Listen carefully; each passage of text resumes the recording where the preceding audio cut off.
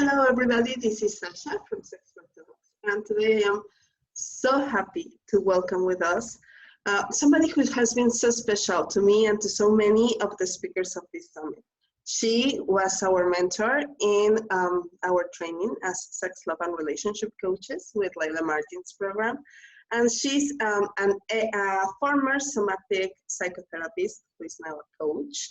And she teaches people around the world and sees people around the world, and she's an expert in trauma. So welcome, welcome, welcome, Shelby. Thank you so much, Sasha. It's so good to be with you. It's been way too long, and I just feel so honored to be here. I'm so happy. I just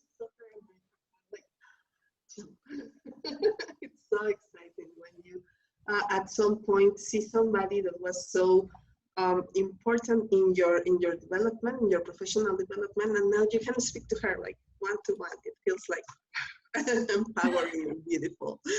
Oh, it feels like a really special moment for me too. So I really wanted to invite Shelby to share this space with us, because there is this topic about sexuality that few people speak about openly. Then again, everybody experiences at some level, which is all the pain and stress and sorrow that can be stored in our body, and that can be triggered strongly with sexuality. So I would really like to have this conversation, to open the conversation about trauma. How is trauma connected to our sexual life?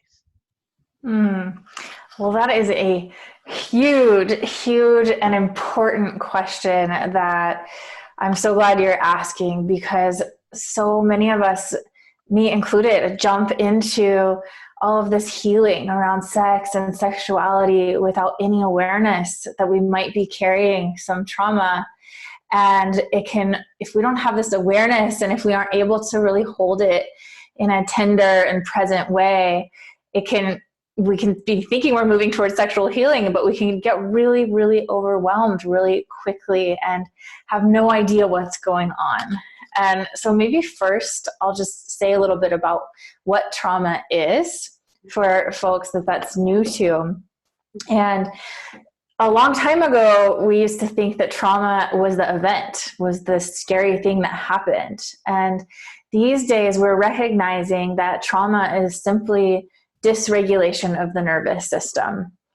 And it can, like, the same thing could happen to two people, but both people would walk away, and one person would be really dysregulated, become very overwhelmed, become quite stressed, have a lot of tension or contraction in their body. And another person would walk away feeling absolutely fine and normal and back to day-to-day life. And so that's how we know that it's not the event. It's actually how our bodies, our hearts, and our minds respond to the event. And so when I say dysregulation in the nervous system, that shows up in a whole bunch of different ways. It can show up in our bodies, and most of the time it's some sort of contraction, some sort of tension, because when something becomes so overwhelming that we can't process it, we tend to hold our bodies and we hold our breath, and then we kind of hold like that forever until we find some support to allow it to soften and release and melt. And so the trauma really is, I like looking at it as it's something that happens that is just too overwhelming for us to process, that we don't have internal or external support for. And so it gets stuck, and it can be a huge, giant thing like sexual assault or rape. And it can be little things that happen over and over again, like having our bodies objectified or being told we should be a certain way in order to be expressing our sexuality. It could be conditioning. It can be so many different things.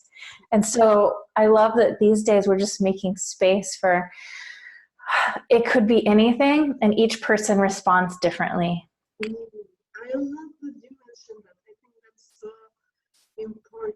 I seen, and even I experienced that when we started the conversation about trauma in our training, there is this sensation of, hey, but nothing really bad happened to me. And then we start comparing it. Like, well, yeah, maybe something happened, but it's not as bad as something that happened to this other person. Well, yeah, it's bad, but it's not as bad. And we start disqualifying and invalidating that which is a reality for our body. Yeah. And living in that sensation of neglect, like neglecting our experience and the experience of others, right?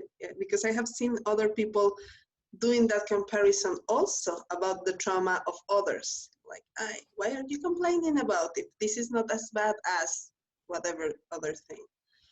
And that's kind of normal when you're speaking about common people, but when you're speaking about people that is taking care of others, it can become a real issue, like this bypassing, this spiritual and even psychological bypassing. Hey, just get over it.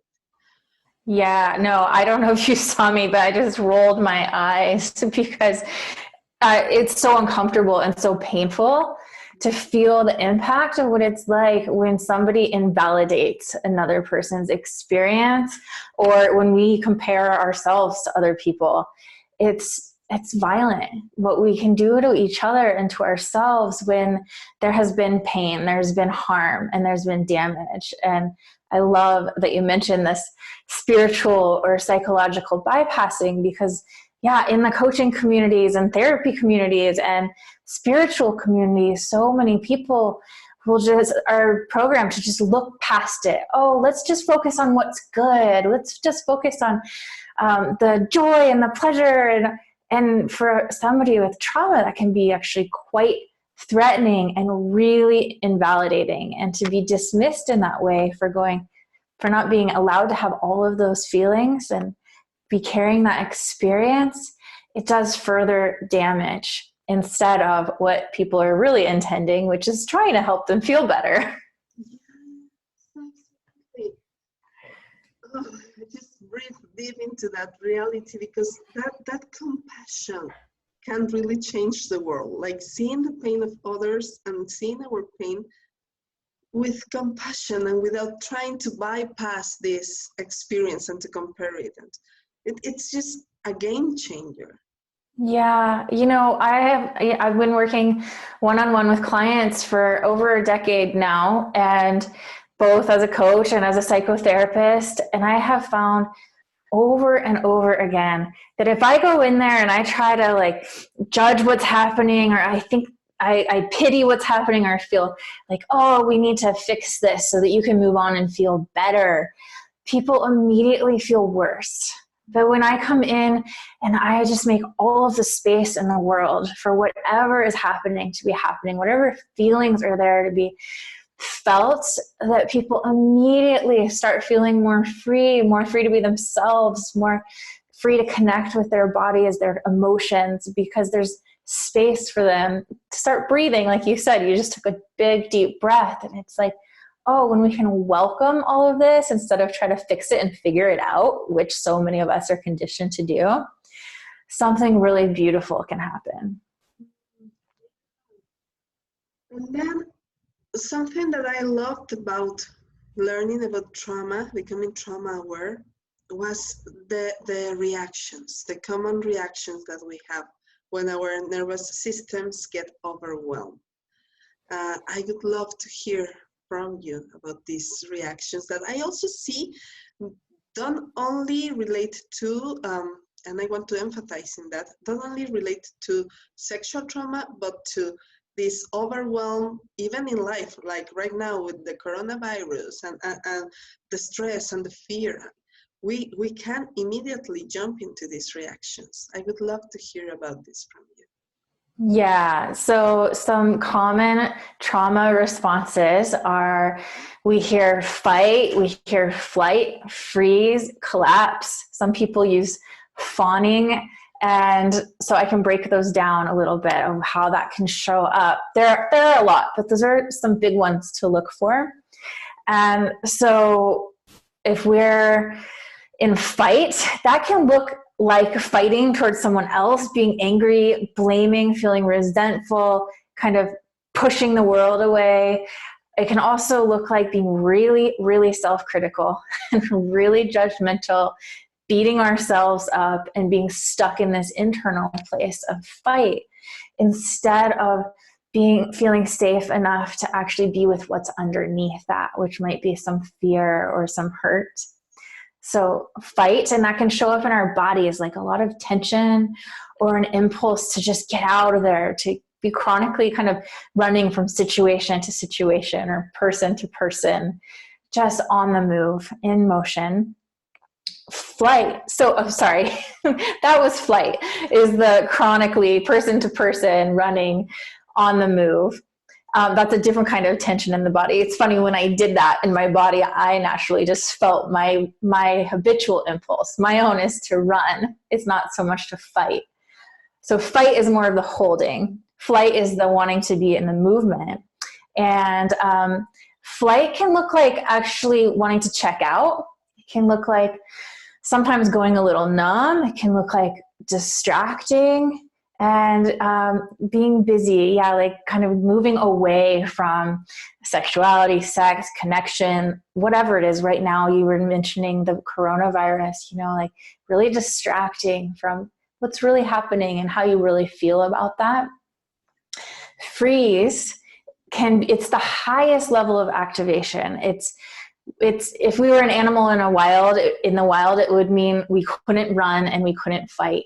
And so we had to just shut down all systems because we were so frightened.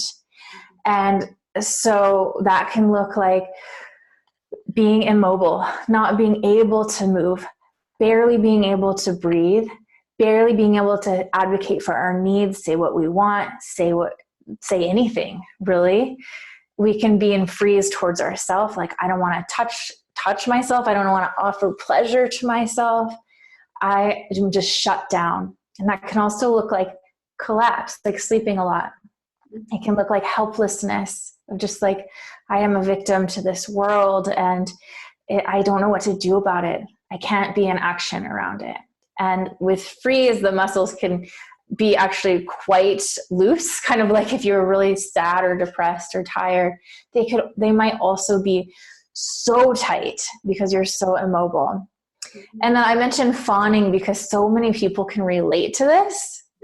Where they as well, like blew my mind when I learned about it. Fawning is where we attach to people and we please them. We try to do everything we can to maintain that connection. We want them to like us so that they can help keep us safe. We can maintain that sense of belonging and love. And we kind of leave ourselves to try to get them to do what we need them to do so that we can be safe. And I can certainly resonate with that. The amount of times I've traded my authenticity for connection is more times than I would like to mention, but it's a trauma response. That was so mind-blowing when I learned about the fawn response, because I have heard about the previous one, because when they explain you about nature, it's easy to identify that. But the fawn response seems more conditioned to humans. It seems like something we humans learn how to do to survive in our earliest stages of development. It seems very much imprinted in our conditioning, especially as women, I think. Yeah, absolutely. I didn't used to mention fawning because it wasn't the way that I was taught in my trauma trainings, but I've seen it over and over, and I've seen how people light up when we talk about it, and they're like, oh, that's something I do, and I need to be aware of this. And I love that you just mentioned developmental and imprint. I'd love to share a little bit about what lit up for me. Right now, I'm just so passionate about working with developmental trauma, and in a really incredible training about it, where we're working with touch and I can do that even through the computer, like just energetically working with the body, which would take more time to explain.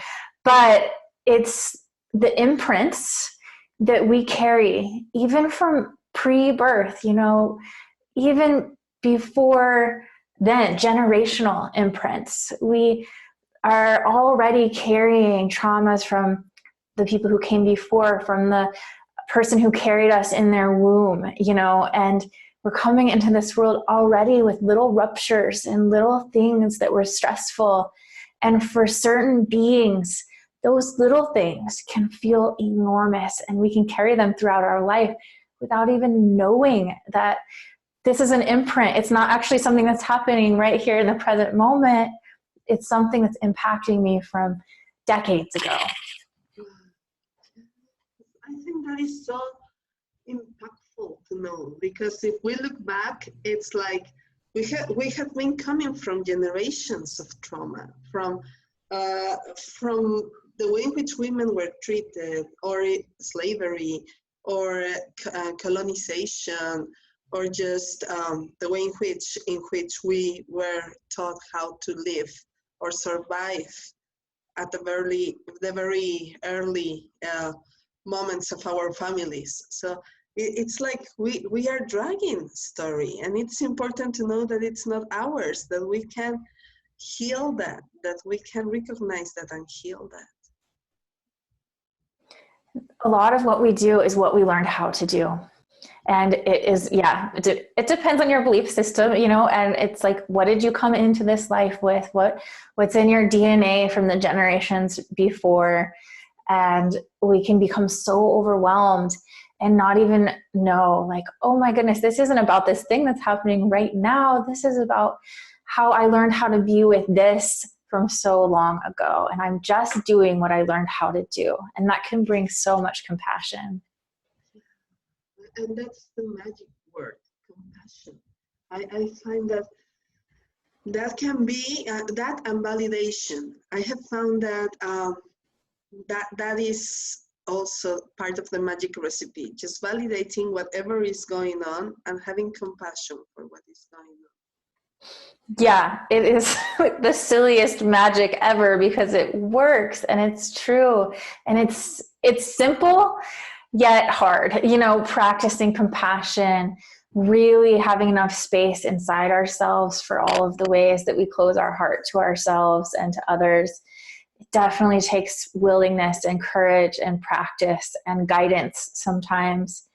But once we have a taste of it or a sense of it, it's like the best medicine ever. It can embrace every single thing that we run into. And from that place, then we have the wisdom of what choices we want to make around it. How do we want to be with it? Yes. And I would love to ask you, if a person is there listening to this conversation and suddenly starts thinking, okay, do I have trauma? How can I recognize that in myself? What happens in my body? How can I identify that I'm having one of these reactions? This is a good question, because it can show up so differently in every single person. And one thing that I am pretty adamant about as you know, somebody who sees individual clients and helps them work through a lot of trauma is to never be like, you have trauma, to never point it out for them, because it's really, unless it feels like just the right moment and just the right piece of information, but mostly it's like, oh, this is something that has to be discovered individually in a self-discovery process. And I guess part of that might be like listening to a talk like this and going, oh, I resonate with that. I wonder if I carry some trauma. And so the very first marker that I look at is reactivity. You know, like, is it really hard to simply respond to situations from a place of presence and centeredness and feeling yourself, knowing who you are? Or are you constantly like reacting very quickly, snap judgments, and going into kind of a protection mode or a shutdown mode where there's maybe a lot of crying, a lot of helplessness. And there's not quite a sense of steadiness to come home to. on a regular and sustainable basis. When there's a lot of dysregulation in the nervous system, we have maybe a lot of tension, a lot of dizziness and restlessness in the body. That's for some people. For others, it's like they just want to sleep all day long. That was me. I just didn't want to be awake in the world because it hurt so much. Getting out of bed still is like, I'm picturing like what coming out of a birth canal. Like, do I really, can I handle this? Am I too sensitive for this? Like, oh, what choices do I need to make? I go into this collapse, this, I can't do this by myself. This is hard. And I'd rather just go back to bed kind of experience, which is very, very trauma based.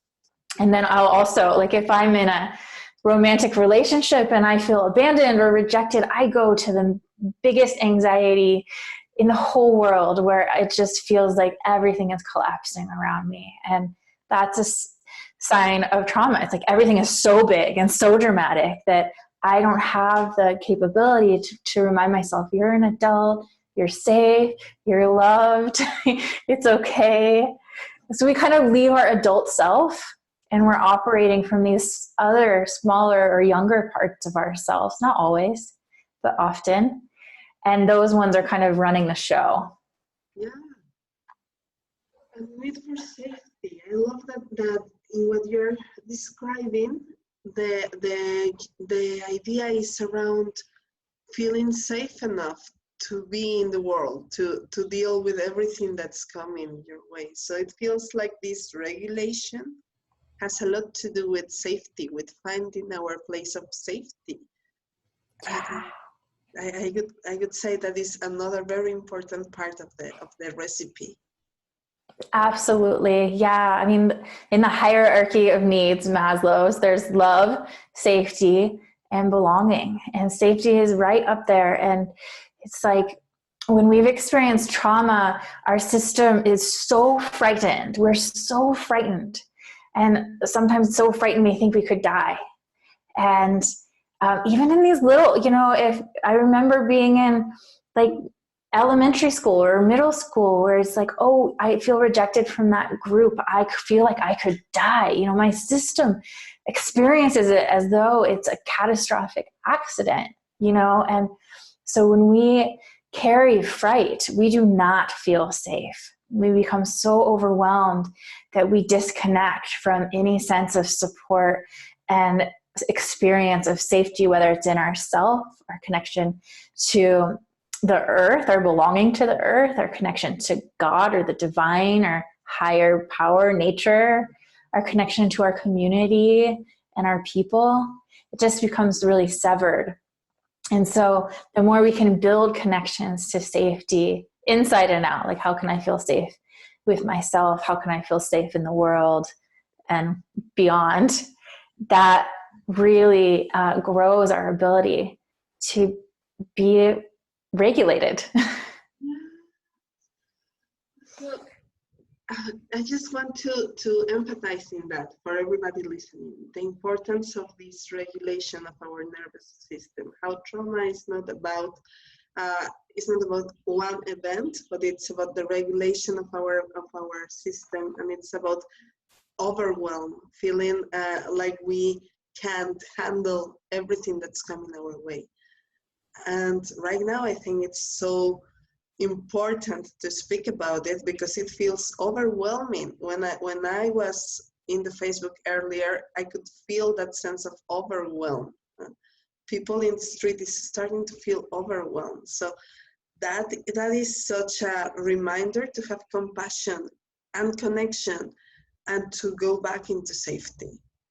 Yeah. A phrase that I use when I'm overwhelmed and needing some compassion is, it makes so much sense that I feel this way.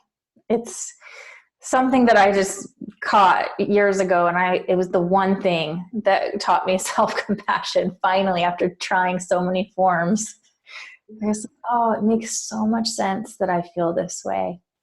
And let me tell you, for me, that was one of the most important aspects of our training. when you taught us that, and Leila taught us that, when that was included in the program, it was like, oh my God, how healing, how refreshing, how validating. It's just, I'm not crazy. It's not, there's nothing wrong with me. It makes sense. And as a coach, I have applied that medicine to my sessions, to my clients, and I can see how that makes that difference in them. It's a shift. It's just like, I can relax. There's nothing wrong with me because it makes sense. Something that really goes along with trauma for most people is shame. And one way that I look at how I define shame is either I am wrong and bad, or like there is something just fundamentally wrong and bad about like how I am in the world. And when we can, as coaches or as, you know, people who are holding space for others or ourselves, when we can be committed to going, there is something about this reaction, this behavior, this way of being in the world that makes sense with people in a different way. That's really, really sweet and supportive. You froze for a little second, but the word that was not completed was that makes sense, right? When we can really make sure we're looking at our clients and their behaviors and what they're doing and how they're doing it, and we can align with this, there has got to be something that makes sense about this. Yeah. We're supporting them in such a different way than so many other people are. That's medicine. I have experienced that medicine in my heart, and I have shared that medicine. It's a game changer. One can see the healing happening in front of your eyes when you validate the experience. It's so beautiful. If that is the one thing I can leave this world with, it's validating, stopping dismissing people for having the whole spectrum of feelings that they're supposed to have because they're a human being. It's like, I would love for people to be doing that more for each other. Yes, and I really have so much to thank you because of that. That is really the best medicine that I have been carrying in the last years. It's this sensation of makes sense. So, because that shame that you just spoke about, it's maybe one of the most difficult parts of being a human. Like, we carry on this shame for things that are not even our doing sometimes. Yeah. Oh, it's so insidious. And I really didn't understand how deep it went until just recently for myself. And I was like,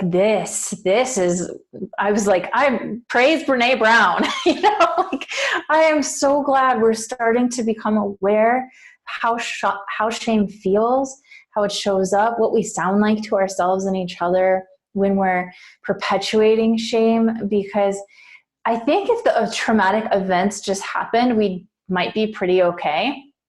But when we layer this, I am bad, I am wrong, or this is bad, this is, you know, it's so hard to get out from underneath when we do that to ourselves. It's really heavy and it's really, really painful.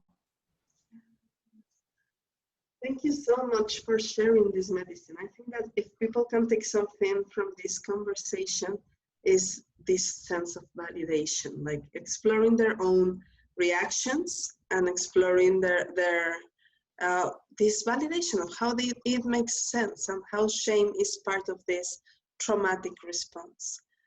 So I want to, my God, I'm so excited to share this. Shelby has this program where she teaches coaches how to create this safe space. It's creating safer space. And it's so important and so relevant in an industry that sometimes is very much, like we were speaking earlier, focused on bypassing. Right? Just get over it. Don't stop being a victim and stop. You're creating this and you call this and this is like, stop doing that. Let's go back into compassion and let's create safer spaces for our people. And Shelby teaches that. She has this beautiful program, and she's also going to create a retreat pretty soon in the summer. So I would love for you to tell us a little bit about these two beautiful events. Sure. Yes. Creating safer space has been a passion project that I launched a couple of years now already, that I filmed while I was living in Bali, and it's all online. It's for coaches, therapists, facilitators of any kind. And it's really that we can have the best of intentions in the world, but without having some trauma awareness, we might be harming much more when we're aware of this. And so it's a very loving program with a lot of information, and it's also very body-based, very somatic, so that we as givers can be regulated as we're welcoming folks with trauma, because let's be real, pretty much everyone we work with has trauma. And the retreat, oh my gosh, I'm just so excited. We have it all planned already. My friend and colleague Myra Holtzman from Denver, she's a trauma specialist and a somatic psychotherapist.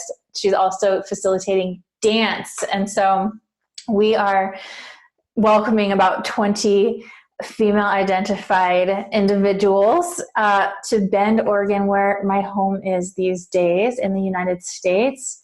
And it's going to be so different. I used to teach very serious Buddhist meditation retreats. And this time it's going to be playful, connecting. We're going to do a lot of mindful relating, a lot of eating like really juicy, delicious food, understanding how pleasure and just ease can bring a lot of regulation into the nervous system and resilience.